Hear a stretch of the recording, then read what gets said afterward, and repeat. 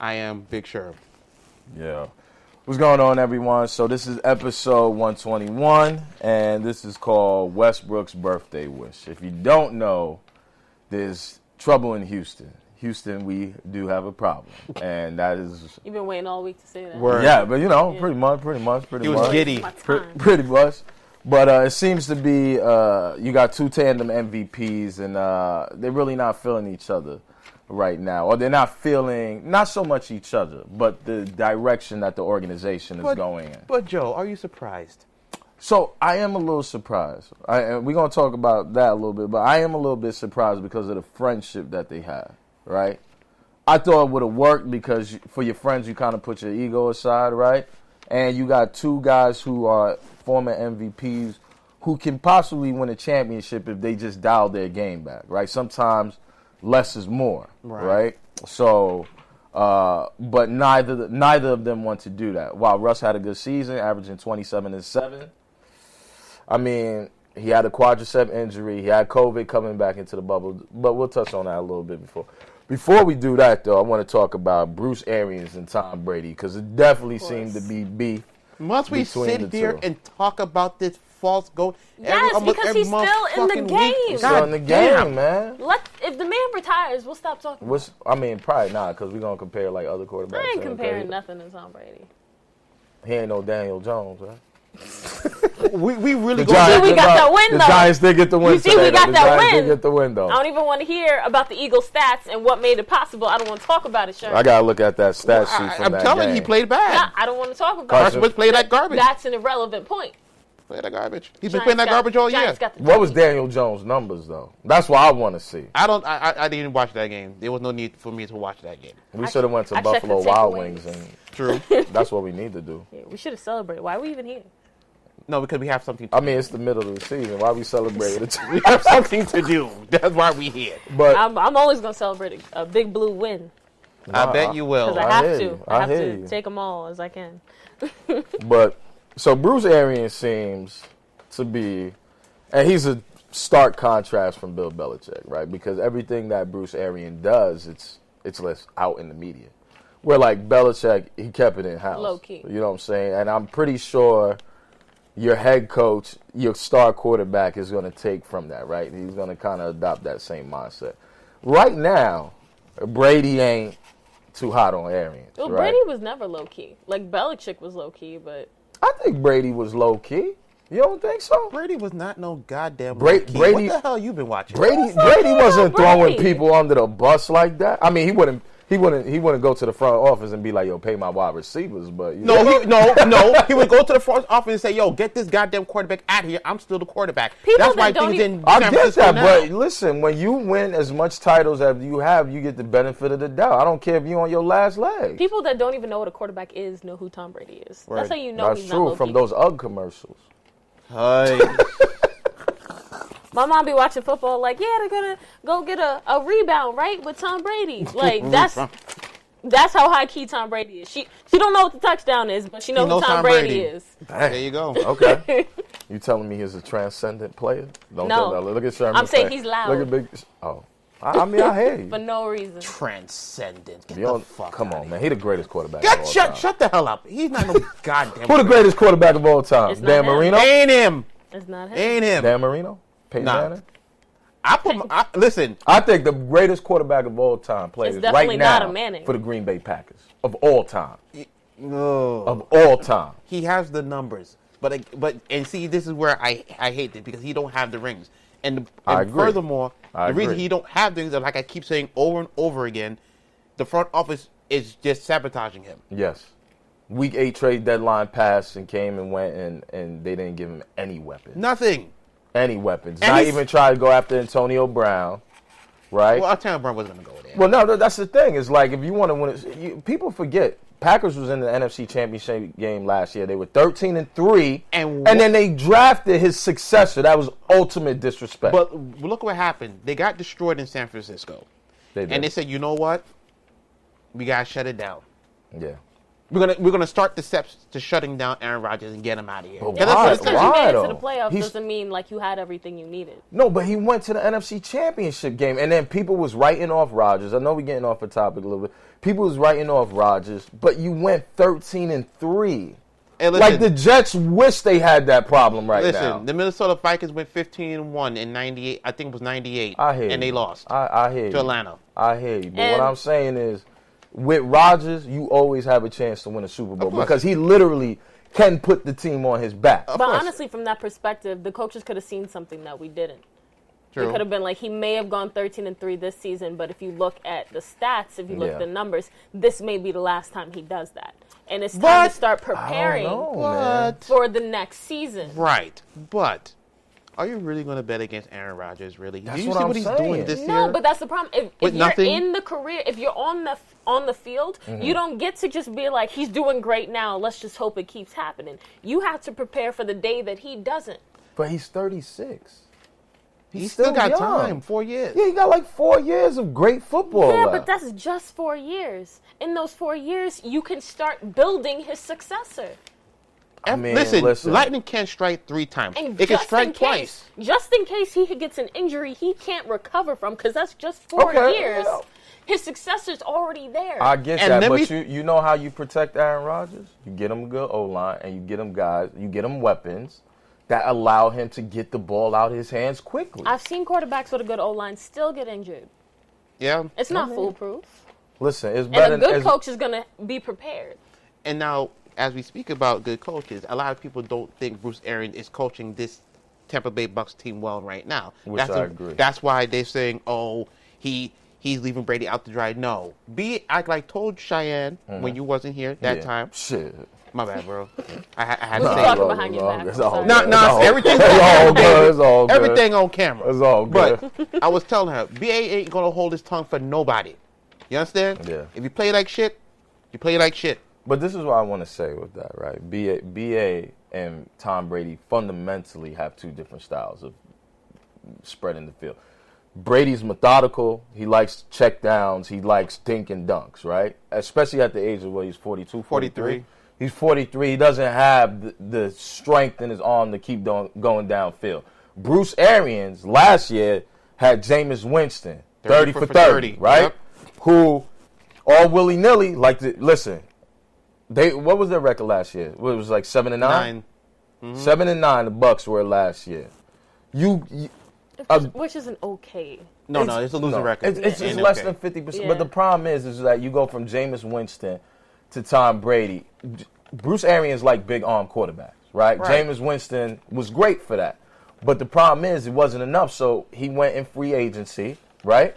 And you got Tom Brady. Free agent. So you go out and you get Tom Brady, right? Mm-hmm. Or he falls out of heaven in your lap, whatever. But what I'm saying is this, is that you have to understand the strength of your players. And I think it was like what we were talking about last week. It's like Bruce Arians wants to implement his style and not necessarily go with the strength of his star quarterback. What they have done is simply put the New England system in his offense and just throw away BA stuff. Because, first of all, Tom Brady's throwing javelins. For all you fools out there who keep saying Tom Brady got a strong arm, I've never seen a strong arm quarterback go like this. Like he's throwing a goddamn javelin. He's losing arm strength. Every time. But of course he's losing arm strength. You know how long he's been in the game? I understand it, but I hear fools out there sitting there saying, "Oh, look at the arm strength. Look at those big time throws." Because they're delusional. Thank you.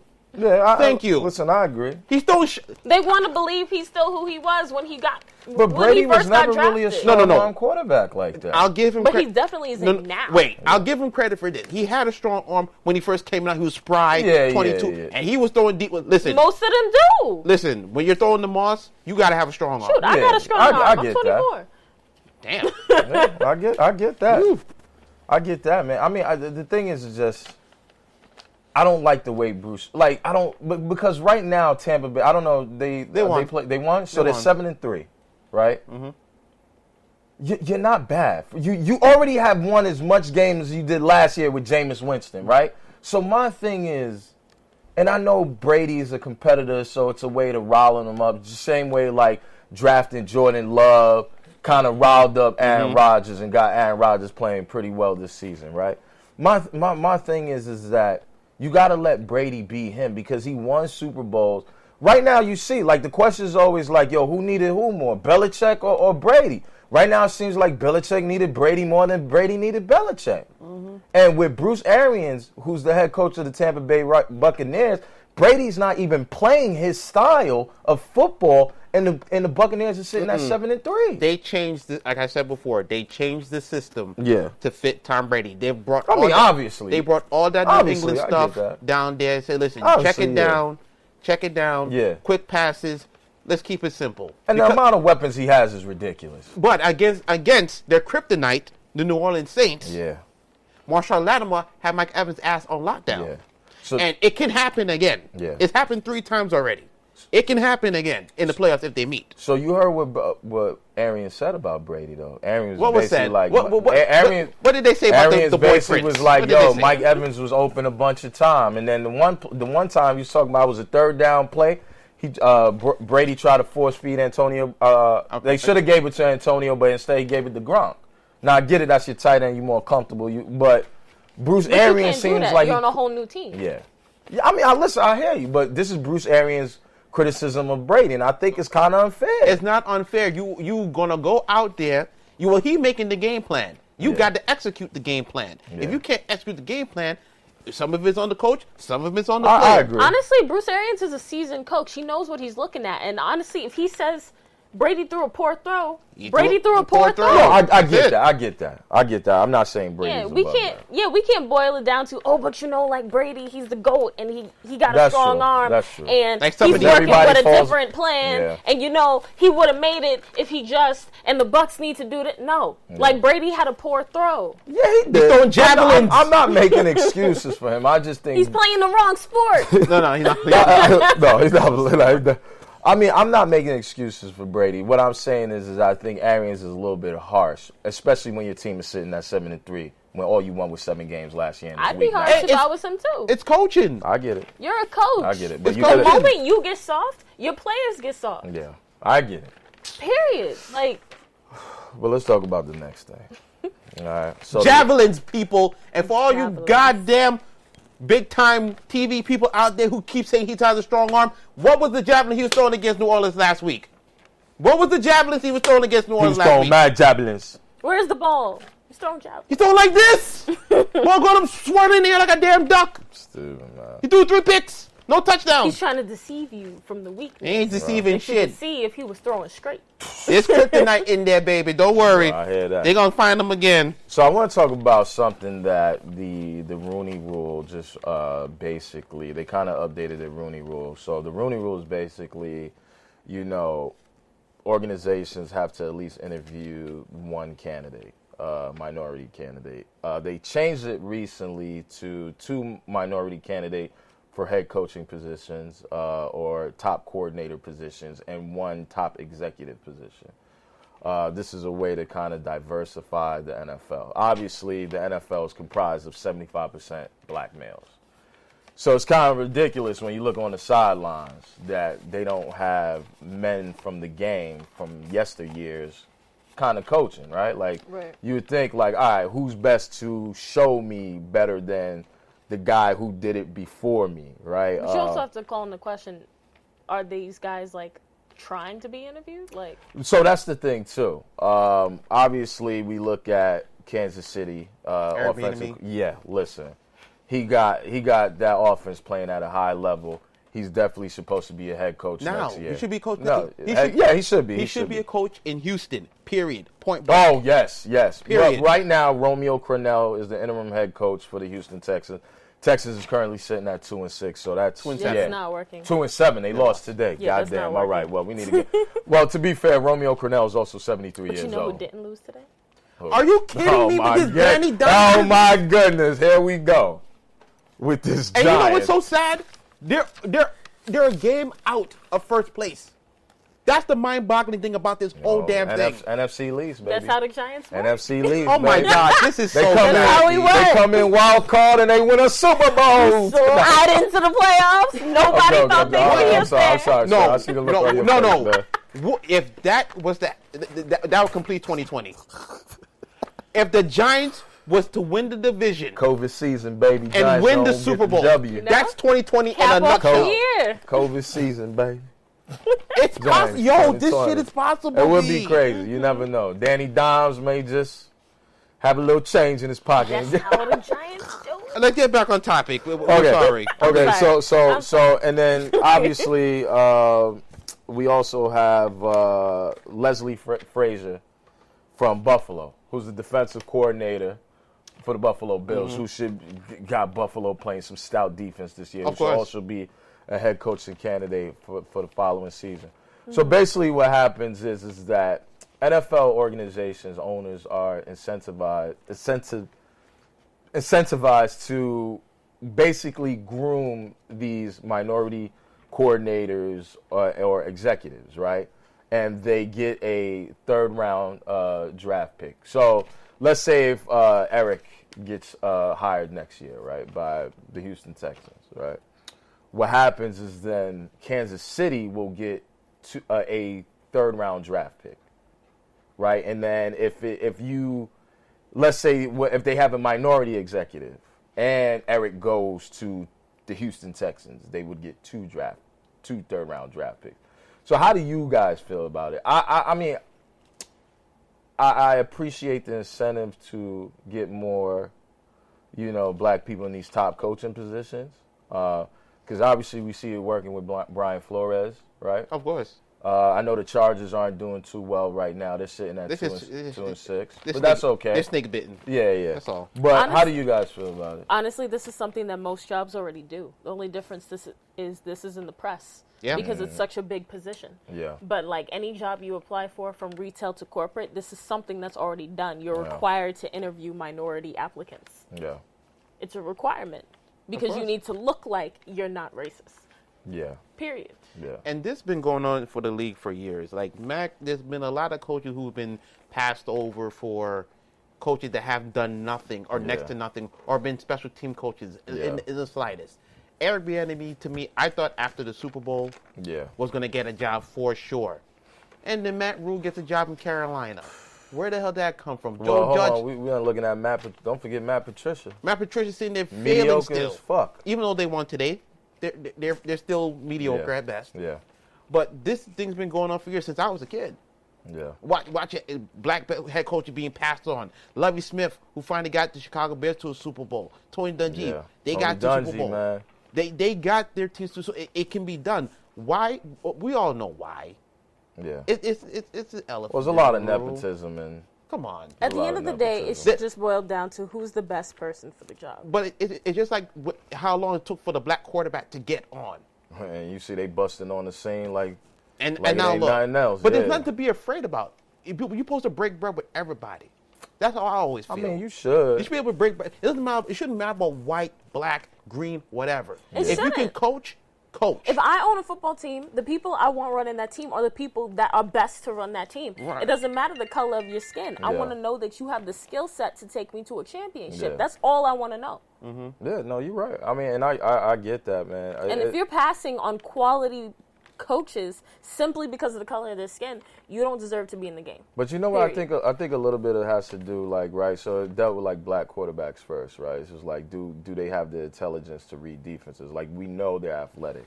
But a lot of the questions was, are they intelligent to read defense? And I know the quarterback that suffered a lot of that was Donovan McNabb, right? Because there was time. Go ahead. But even before McNabb, you're correct about that. Yeah. There was Warren Moon. Yeah, Warren Moon, yeah. Warren Moon played in the CFL for years. Couldn't get a chance. If his numbers were to translate to today's NFL, he probably would be, it would be Tom Brady just now or Breeze just now breaking his record. Yeah. But they left it. That's fine. Yeah. But to your point, just give them a chance. Let them show what they can do. Yeah. But as they always say, you always got to be like top tier or you're nothing when you're the black athlete. Yeah. Right. If you're like average, you're next to nothing. You have to work twice as hard to get what they got. That's true. That's true. So I'll list you the name of the head coaches right now. There's only 5, right? If you count Romeo Cornell as well. So you got Mike Tomlin, right, who just broke his Dungy record for the most wins, right? Dungy record was 141. You got Brian Flores with the Dolphins. Doing a phenomenal job. Yeah, doing a really good job, right? It doesn't look so bad with that Ryan Fitzpatrick thing now, right? I told you. We were talking about that 2 weeks ago. Told you. Anthony Lynn for the Los Angeles Chargers. Romeo Cornell, who's an interim head coach for the Texans. Right. And then you're sitting with Ron Rivera for the Washington football team. So we're talking about minority head coaches. I think for a league that's comprised of 75% black men, I think they need more of that authoritative figure from people that look like them. So I think it's important that, you know, I mean, people are not going to like it, right, because they feel like it's a handout. But you look at guys like Brian Flores, you look at guys like Mike Tomlin. He's probably one of the most successful coaches in football outside of Bill Belichick. He is the most successful coach. You know what I'm saying? Like, the problem is, it is partially a handout. It is. Yeah. Partially. But it's also going to force teams to give coaches a chance. Yeah. That have the skill set to build a winning team. It forces you to be like, you know what, he is the best person for the job. Yeah. Now I have to hire him. I can't discriminate against him in this position. I have to hire him. But it is also potentially giving somebody a position that you don't really think they should have. Because you think the white coach is going to do better, but you can't hire him because this is a better look. Which one of Phil Simms' sons about to get another job in the NFL? I don't know. But that kind of goes to what Cheyenne is talking about, right? Mm-hmm. So for me, it's like you can't. The more interviews that they are forced to do, these owners, right? To me, it's all about that second look, right? Because now you see, all right, well, shit, Brian Flores is doing good. Shit, Mike Tomlin's been a staple. The Chargers, they turn around next year with Justin Herbert and see what Anthony Lynn is doing over there. You see what Ron Rivera is doing with the Washington football team, even though they're abysmal in the NFC least. But they're still in it. No, they are. But what I'm saying is the more opportunities, and it's going to start on the assistant coaching levels, right?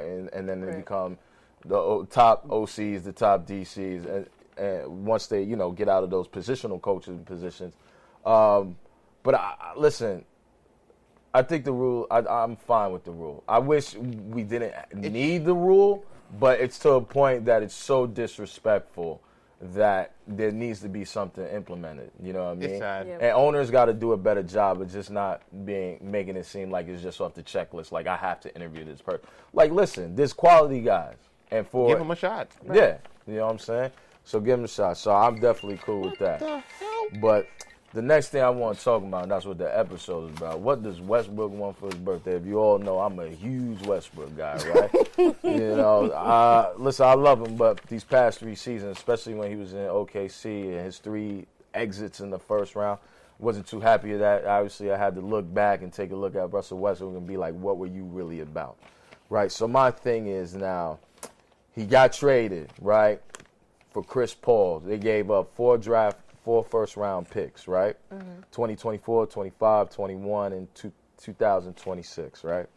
So you got Russell Westbrook. You think it's going to work because him and James Harden, they grew up together, they best friends. If anybody will take a back seat to one another, it'll be those two because of their friendship, right?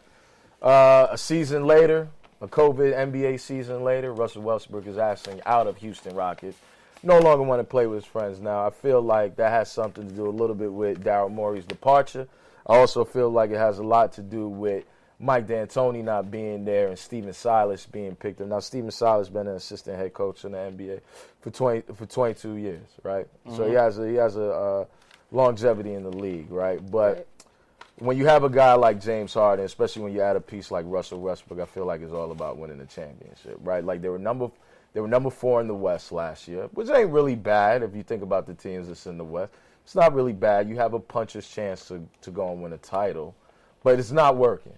So there's a couple destinations that may be attractive for Westbrook, but there's one destination that I kind of want to talk about that people aren't really talking about.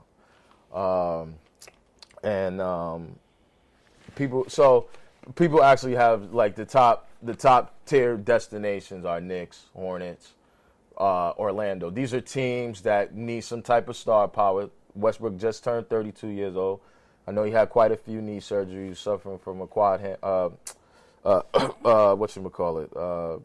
He had an injury, this past COVID. Don't remember the injury? Yeah, I forgot. Quad strain. There you go.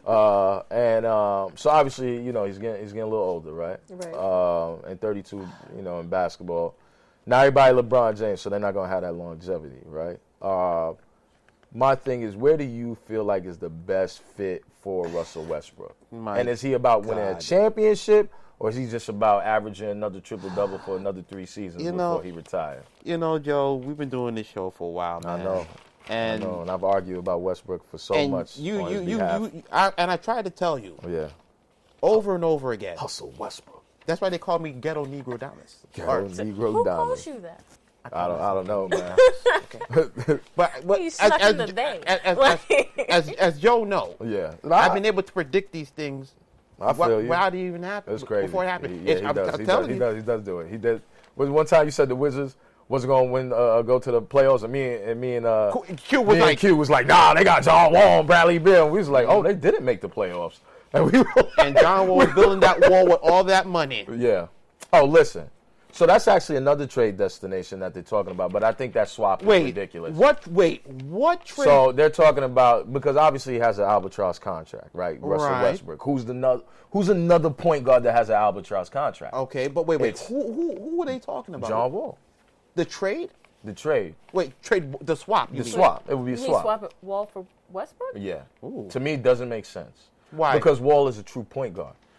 And alongside James Harden, Wall is not a shooter, right? Obviously, Harden does combo guard duties, and he needs the ball in his hand. So it wouldn't work, because it would be like you would get a better passer, but James Harden's not willing to play off the ball. For Westbrook, I would say this, and this is a team that a lot of people not talking about, right? If Miami's on the Giannis sweepstake for next season, it's great, it's fine. Mm-hmm. The problem with that is Giannis may not necessarily go to Miami, right? But you do have a chance in trade assets to get you a Russell Westbrook, and I'll tell you why. We watched just this playoffs, right? In the bubble, where Jimmy Butler had played 2 phenomenal games. Triple-double, right? Historic a 35-point triple-double, and then he came with a 40-point triple-double. Right, but he was gassed. And they lost in 6. But you know who don't get gassed? That boy over there in Houston. So my thing is, you have the trade assets. Goran Dragic is coming off the books, right? Goran Dragic is coming off the book. He's 35. And Goran Dragic was the top scorer in that series against the Lakers, right? But obviously he had against the Celtics. Well, he was the top scorer in the playoffs for the team. Gotcha. For the team. But the thing is, we saw what Jimmy Butler did and how tired he got. The one thing we know, Westbrook don't get tired, right? So, and Westbrook could give you a triple-double every night. So, if Miami's as closest to they was winning the championship. So, that means they got to give up Tyler Hero. They got to give up Duncan Robinson. Yes. And they got to give somebody else. So, you would give up. So, because what's-his-name contract comes off the books. Who? Dragic. Mm-hmm. So obviously, and then you could give up Iguodala, because I think Iguodala was making 17 mil, right? And then with some mid-level exception, and then if the owner is willing to go, in the red, yeah. Well, he's the president of basketball operation. I would say this: if you got a real shot at Giannis, I get it, but you get to pair Westbrook and Jimmy Butler for 3 seasons. And we saw what Jimmy Butler was able to do against the Lakers. Imagine having Westbrook with that, and then all you got to do is provide the Heat with shooters. We say this all the time. Yeah. But every time Westbrook hits a team, the team dissolves. I get that. You're right. It just dissolves. Yeah. When his natural team was Oklahoma City, yes. And when they had the big 3, they traded James Harden for whatever reason. Yep. And then Westbrook gets traded to Houston to reunite, and you're thinking everything's going to be hunky-dory again. And I said to myself, this ain't going to work. I thought it was good, man. No, it wasn't going to work. Yeah. You can't be running around with the AAU NBA national team, and then you're going to beat LeBron and them. Listen, I'll tell you this. You don't think Miami could use that 27-7? But how many turnovers he's going to give you, too? I hear that. But at least, you tell me this all the time. Listen, and every year it comes down to turnover. I feel like, and look what's happened all those years. You know what's the problem in Houston for Westbrook? Westbrook wanted accountability, and he felt like the front office wasn't giving that. Right? You just got there. What do you mean? Yeah, but Westbrook is a creature of habit. There's reports Westbrook is a creature of habit, and he didn't care for how Houston ran their system. And so that's why they said they're sunk. But if you got a guy like Pat Riley, and you got a guy like Eric Spoelstra, who's respected head coach, right? And you have Jimmy Butler, who I feel like Russell Westbrook and Jimmy Butler's more on the same wavelength of attitude than James Harden. Okay. I feel like you can win a championship with that team. At least you'll come out the East like they did, right? But so they challenge Brooklyn? Okay, yeah, I forgot Brooklyn is. Yeah, maybe not. But I think they can. What I would say, though, is that the way it works this time is surround Westbrook and Jimmy Butler with shooters. So you get another Tyler Hero or you get another Duncan Robinson, and then you solve your problem. Yo, those are two young studs, bro. I get it. I know everybody say, "Oh, Tyler didn't do too much." Yo, when Tyler was cooking, he was cooking. I get it, man. I get it. I hear you. I get it. But you can get another shooter in the draft. You can. The draft is so uncertain, bro. I know. Because of COVID. Especially this year. Because of COVID. I know. Come on, bro. Because of COVID. It's going to be okay, Joe. Okay. I just want Westbrook to win a title for you. Because he's still my dog, bro. I hear you. He's still my dog. He got to stop turning over the ball every goddamn time. I feel it. Listen, on that note, I want to thank you guys for tuning in to another dope episode of Let's Be Real. If you have any questions and comments, make sure to hit us up at lbrstalk@gmail.com. Make sure to check out the Facebook page where Big Sharon does a great job of posting dope content in between episodes. Make sure to check out our Instagram page, Let's Be Real Sports. And wait, tell them what happened. Tell them what? This is it, my friend. Oh yeah, so yeah, my bad. I thought I was gonna be here next Sunday doing another episode. My bad. Go solo. Stand outside the studio like, hello? Yeah, but yeah, all right, so yeah, this is the last episode until about like January, February. We'll be back playoff weekend. We'll be back playoff weekend. Wild card weekend, if there is one. This should, yeah, because of COVID. Yeah. You never know, right? But I definitely want to thank all you guys for tuning in during the whole season. It's always fun doing these episodes. Shay and Big Sean, they do a tremendous job. And thank you. Our producer, Lance, who's the man, and his birthday is coming up. Yes. You know what I'm saying? Thank you, brother. Yeah, so and we'll be back to see the Giants in the wild card. Oh, no, oh my freaking God. Stop it. But it was definitely a great time. We know. Make sure to go check back the episodes, and we'll be back in next year. Hold on. Yeah. To my people, I thank you so much from the bottom of my heart, because if it wasn't for y'all, we would not have this for y'all. For y'all watching, for just tuning in and listening to my list, listening to my annoying voice, listening to me berate Tom Brady, and I'll still do it all the time. I thank you so much. Thank you, sister. Sister Cheyenne, I thank you again. Yeah, I knew I did say it. Sister Cheyenne, I thank you so much for coming on with us. I thank you for having me. Word. And Brother Joe. Oh, you already know, man. Another year in the books. We keep moving, and maybe by next year, we might be in another studio again. Yo, listen. We're moving on up, always. You know what I'm saying? But with that, we out. Peace. Light up.